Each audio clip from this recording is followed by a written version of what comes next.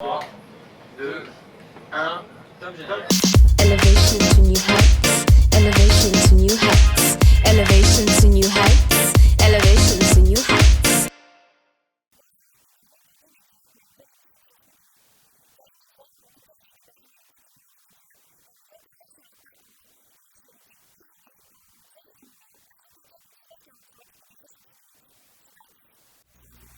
Bonsoir.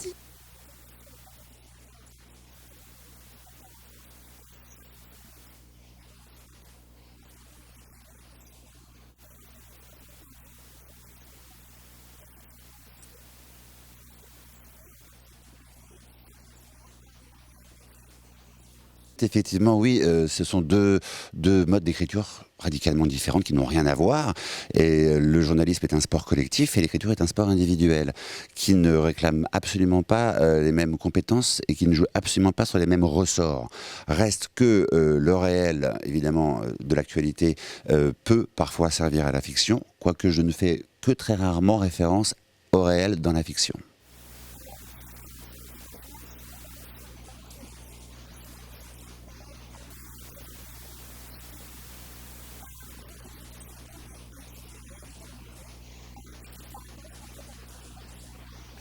Une meilleure proximité avec les téléspectateurs et une meilleure lisibilité par rapport à l'information. Parce que vous l'avez vu, il y a le présentateur, mais derrière lui, il y a souvent des grandes fresques, des grandes images qui disent des choses aussi sur le sujet qu'on va aborder. Et la réalité augmentée n'est pas un gadget au sens Star Wars du terme, mais un complément, un troisième complément d'information qui vient, quand c'est utile, se mettre à côté du présentateur pour, en chiffres par exemple, résumer l'essentiel.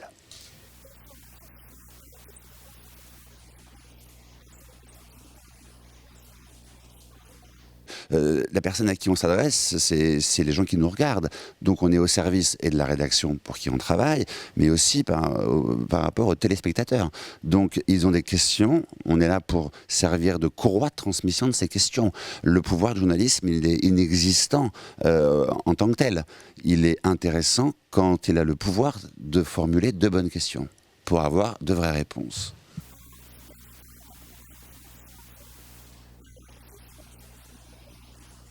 Ben, moi, je fais de l'information. Donc là, c'était une émission entre guillemets de divertissement où on parlait de la vie intime des politiques, on allait à leur rencontre. Moi, j'avais fait une émission sur Paris Première à une époque qui s'appelait Mon Beau Miroir, qui allait aussi creuser comme ça sur les personnalités, sur les parcours personnels des invités. Donc c'est vraiment un autre registre. Karine Le Marchand l'a très bien faite et elle s'en est admirablement bien sortie. C'est une réussite d'audience, on en a beaucoup parlé, mais ce n'est pas un exercice journalistique en tant que tel. Donc c'est assez loin de moi pour répondre à la question.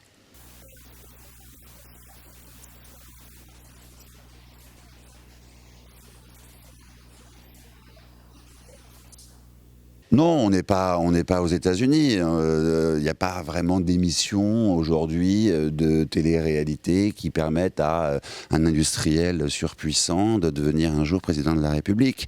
En même temps, il y a un réel pouvoir aussi de la télévision, et c'est encore une fois toute la responsabilité de l'équilibre journalistique de traiter de toutes les tendances, de tous les domaines politiques y compris, surtout en cette année électorale, de manière on va dire, le plus équilibré possible.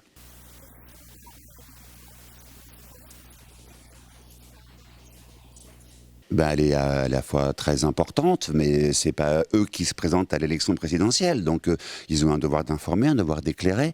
Et il y a une tendance là qui se dessine un peu, qui est de taper sur les journalistes quand on est politique. Je trouve ça un peu dommage. On est encore en démocratie et on pose les questions qui nous semblent être le plus juste possible. Donc, pas de chasse aux journalistes sur cette élection-là. Et nous, de notre côté, on a vraiment un devoir vraiment d'encadrement, d'éclairage, surtout avec les nouvelles technologies où beaucoup de choses et de fausses informations circulent. On est là aussi pour, de temps en temps, prendre le temps, prendre le recul, pour mettre tout ça en perspective, le mieux possible.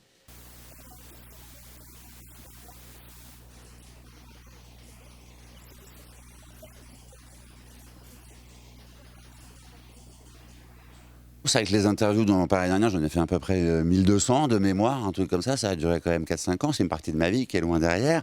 Aujourd'hui, j'ai changé complètement de vie, pas nécessairement de métier, parce que Paris dernière, je vais vous surprendre, mais c'est aussi une émission qui demande énormément d'adaptabilité, comme le journalisme finalement de hard news, et beaucoup d'écoute aussi. Alors évidemment, c'est pas dans les mêmes registres, mais c'est quand on a fait de l'info, quand on a fait Paris dernière, on a un profil assez schizophrénique et assez complet aussi pour pouvoir s'atteler à de nouveaux projets un jour, pourquoi pas.